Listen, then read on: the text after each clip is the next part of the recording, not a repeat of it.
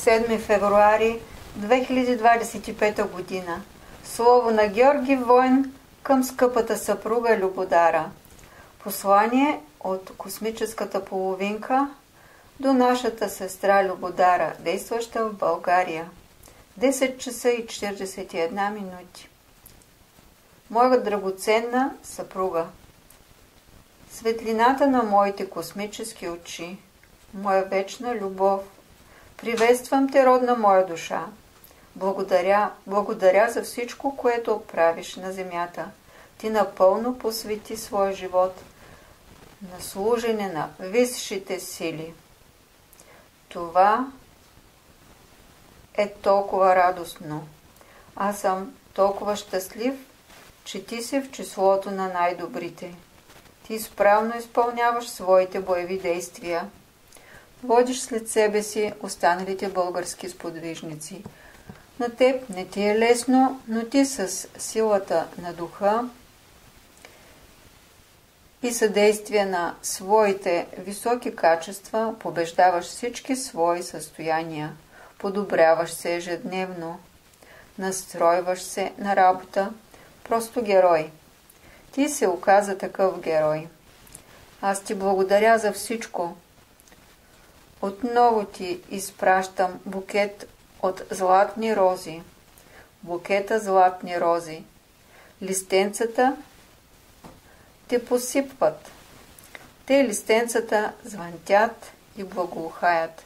Това са космически листенца рози. Моя вечна съпруга, приятелко моя, действай. Желая да те видя и занапред в светлината.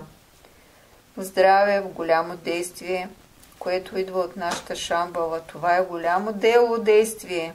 Тече Висшият съд. Величава програма.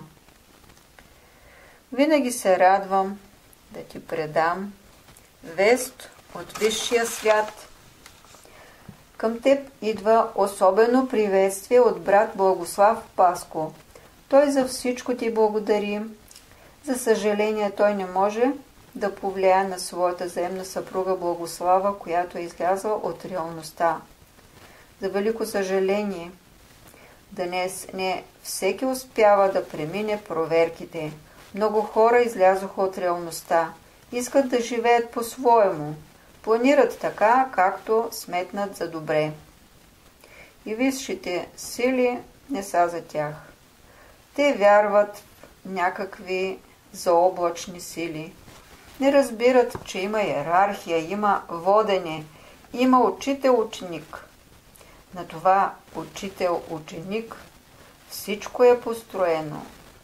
И така, съпруга моя, аз и Благослав заедно желаем да видим и по-нататък твоите действия. Владомир Войн, сега и той се проявява. Също и той ти предава своето приветствие и своята висока благодарност за всичко. Владомир, това е мой брат, роден брат. Ако знаеш само колко много го ценя и уважавам. Тук ние се срещнахме и действаме като едно цяло.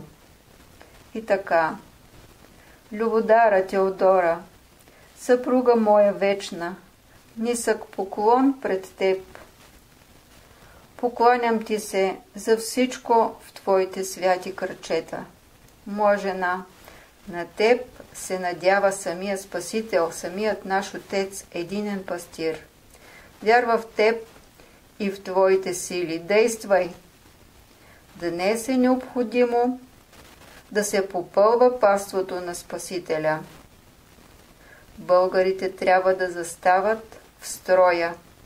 България и Русия, това са две страни, които възглавяват цялата славянска мисия или мисията на славянството. България и Русия, това е една страна. Нужно е да действат заедно. Така трябва да бъде. А от тук ние всички ще помагаме. Прегръщам те, прекрасна моя съпруга, светоносна, милостива, много разумна и много дейна. За всичко огромна благодарност, прегръдки и цветя от мен, твой съпруг Георги Войн. 10 часа и 46 минути предала златната нишка Аленушка.